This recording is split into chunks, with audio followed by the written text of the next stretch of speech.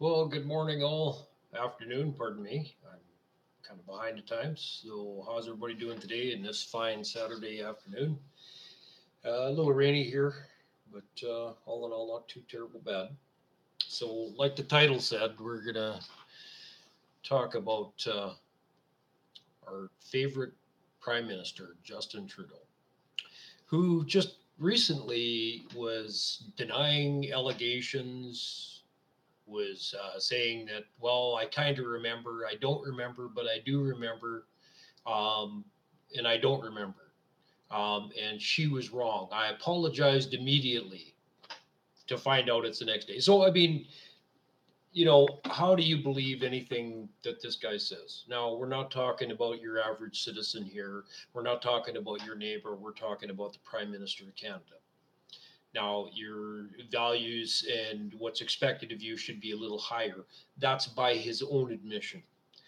If you look back in the past, and I'm sure everybody's already seen what's come out, what he said in the past, excuse me, what's been done by to his own party, to other people. Uh, you know,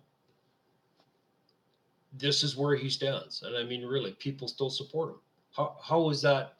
How is that possible? How do people ignore this? Where are the Me Too gals? Where are they? Like this. Like, oh my God, feminism. We got to protect us. We women have rights and all that. Yeah. Well, here you go.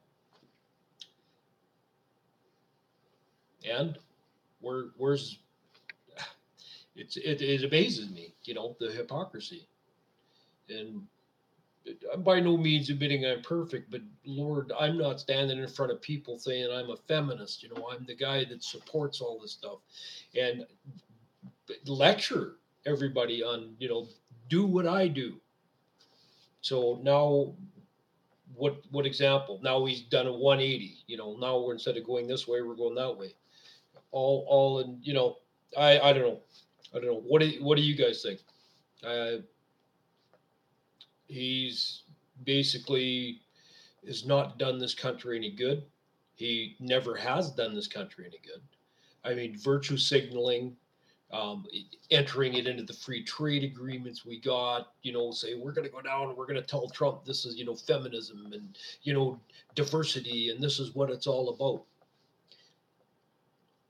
That's bad news. I mean, for all of us. I mean, for him, he don't care. He's got $1 million. Gerald Butts has got $1 million, or more, probably. I'm undercutting that. So where does that leave the rest of us? Because we are the ones that are going to get hurt on all this. I mean, you got a lying son of a bitch like that sitting there. Um, how do you ignore this? Okay, you people who support him, how do you ignore what's going on? How do you ignore that?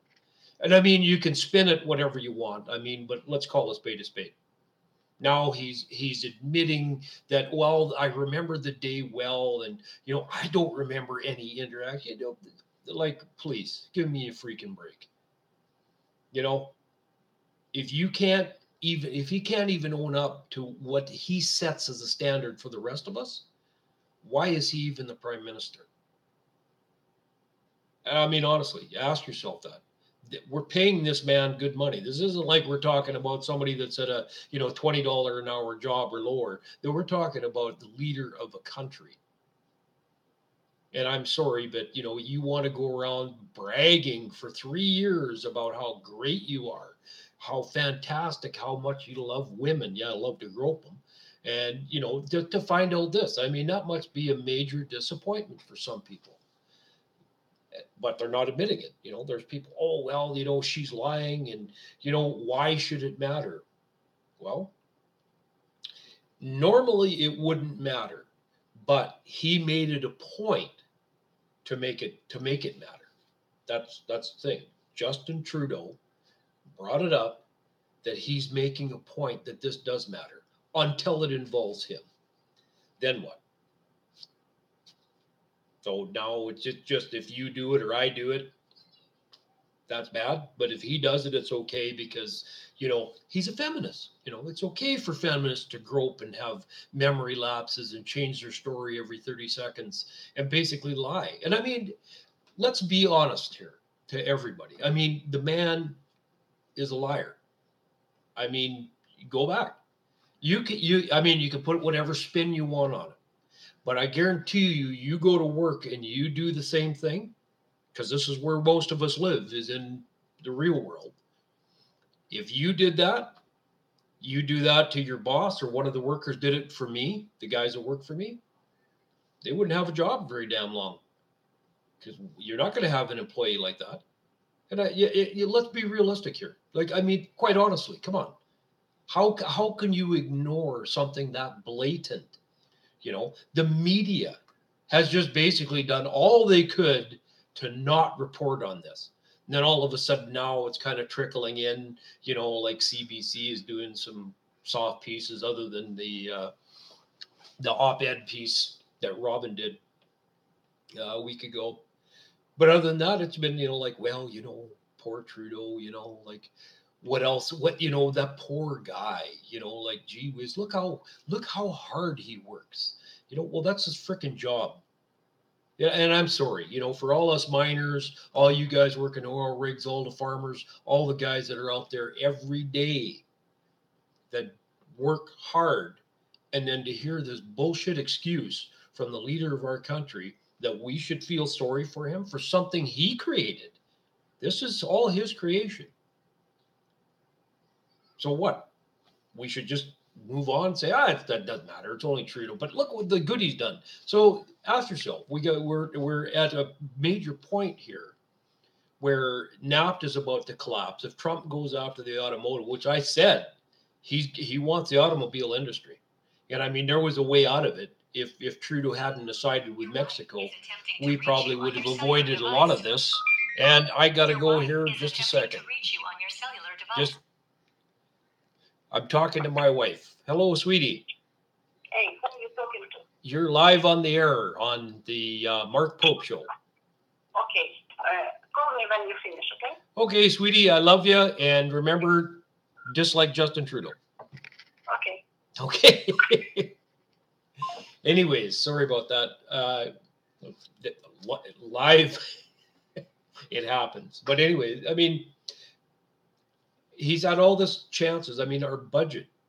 This is included. The feminism stuff is in the budget by what? A charlatan, somebody who says things that has no purpose at all.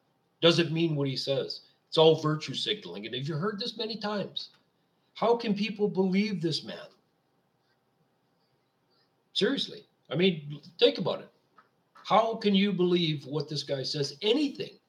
And you got to think, coming up in the 2019 election, what bullshit stuff is he going to promise us this time? I mean, he's promised us the moon and the stars before 2015. And what happened? We got nothing. We got a watered down version of some bullshit section of the, whatever they probably.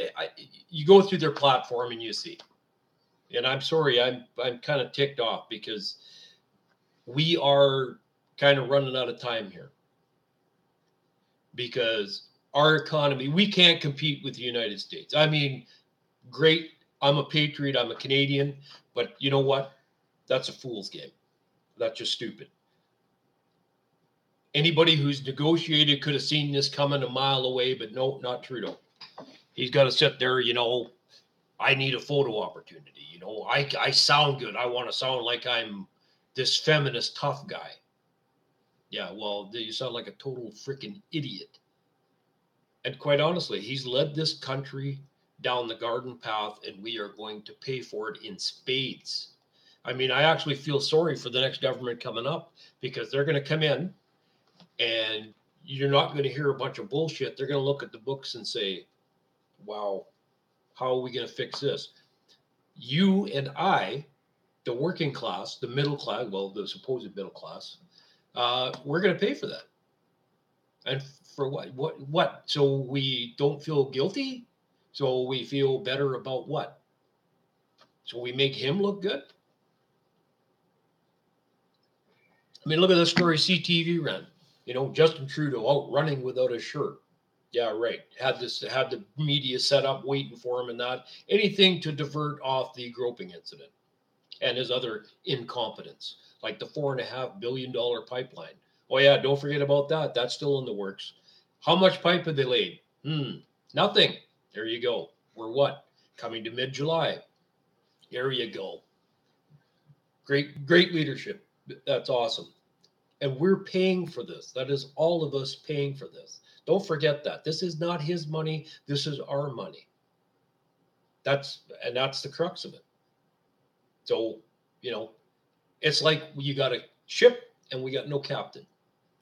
We're just out in the middle of the ocean going wherever the wind happens to blow. And he's out chasing rainbows and unicorns as freaking usual. So you guys gonna have to make it. People, guys, everybody's gonna have to make a decision here. There's just so much things. I mean, the pipeline, the visit to the con, the trip to India, the terrorists you invited over to India there with them. I mean, anybody else that would have been like major, but no, that's okay because it's him. Uh, you know, the not building the pipeline. There you go. Our national debt. Take a look. If you believe their spin, because that's what it is. I mean, it's gotten worse. And where do you think that money's going to come from to pay for this stuff? Who are you going to pay? Do you think Trudeau's that's going to come out of his trust fund? Like, really? Like, you go out here and you look at the jobs they're talking about they've created. 13.50 an hour. 13.50. How many people can live on 13.50 an hour? 40 hours a week. How many? Anybody? Go out and buy a house, buy a car, anything. Because all the prices have gone up because of the carbon tax coming in. That's done us no favors. There's basically it's gone to hell in a handbasket. And I mean, I cite examples, but most of you probably already know what I'm about to say. So, I mean, do your homework, look at it. The man is just super, super bad news for this place. And I'd like to hear from people like get together, talk about this. And I keep saying this, and I'm still waiting to hear from people because I really think it's important that we actually set a direction for this country. Because obviously, we've got a leader right now, Junior Trudeau, who's got no clue. So, time to take back our country. Time to get out there and actually, if you're a patriot, you're Canadian, let's do something. Let's make some decisions. Let's actually come up with some stuff. I mean, it's all fine to sit here and snipe. Myself, I'm thinking 10% flat tax. Everybody. Lower prices. I keep hearing about this is one thing I wanted to bring up. Let's raise the minimum wage, everybody says. Okay. Well, we raise the minimum wage, and then what? They lay people off. Now you can do whatever. There's a lot of companies that are not mid to small companies that are not making a lot of money. They're making a living, but they're not making enough where they can cover. So why don't we start talking about let's get rid of some of the barriers to get rid of some of the stuff there that's costing us money. Dairy would be one. That's great. We got the mafia running the dairy industry. Yeah, such a Canadian thing. I'm a patriot. I'm going to support corporate farms. Right on. Whatever happened to free enterprise? You know, let's get out there. And I mean, I'm tired of hearing about the United States. Oh, well, look at the state. Look at this. Let's look at Canada. Okay, let's look at where we live. Don't worry about the states. They're taking care of themselves just fine. Let's start worrying about us. So once we get things, we get everything, like a business model going. Prices drop. That way we don't have to raise the minimum wage because prices are down to normal for gas, for food, fruit, all that stuff, clothes. So we can afford it on what we make. Housing. Well, let's put some rules in, okay? Let's start taking care of Canadians. Let's not worry about foreign investment. Because realistically, for people like you and me, what good does foreign investment do for us? Like all these guys buying real estate in Toronto and Vancouver here, just the two examples. Like, really, the real estate agents have our best interest at heart as, people who don't make 60,000 a year. They're worried about us because we're not going to buy a freaking house. We never will at those prices. Never. So let's get rid of all that stuff here. See where the market falls. Then you're going to hear a bunch of bullshit about, oh, well, you do that. A bunch of real estate agents are going to go broke. It's a big crook show right now. That's basically who's running it. That's where all the money's coming from. Do you think these guys are actually making it here? No, they're bringing it in. I mean, we've got a huge problem. It's called not taking care of us Canadians first. We come last. That is a huge problem. We can fix that. We need to start making up the policies. Those are just a couple suggestions. I'm sure everybody else has a lot more suggestions. So let's get together. Let's put our heads together. Let's start talking to each other. Let's get this stuff ironed out. Put it on paper. This is what we want. These are our policies we'd like to see. And that doesn't mean the feel good touch, let all the immigrants in, let's sponsor everybody, free welfare for everybody and his dog. Somebody has to work because that money's got to come from somewhere. And like I said, it's not Justin Trudeau's trust fund. And believe me, if he got thrown out of politics, he's going to do quite well because he's got several million to play with. Yeah, imagine that. How much do you got to play with? What? 500, 600? How many of you guys got more than 10,000 in the bank right now? Sitting there. Something happened. How many of you guys got 10,000? How many got 5,000 sitting in the bank right now? If something really majorly went south, how many? I'm almost guaranteeing you not very many. So this is why things have to change. Let's start getting it working for us here. And that means the system has to be working. A free enterprise system, it has to work that way. Not where we sponsor as Canadian middle class or lower, sponsoring everything to try making it work at our expense. Let's actually put that enterprise to work for us for a change. Let me know what you think. Subscribe, leave a comment in the bottom. And I'd love to hear what everybody has to say. But let's talk. Let's get this going. Let's do some stuff. Let's get some policy on paper. You guys have a good weekend. We'll talk to you soon. Bye now.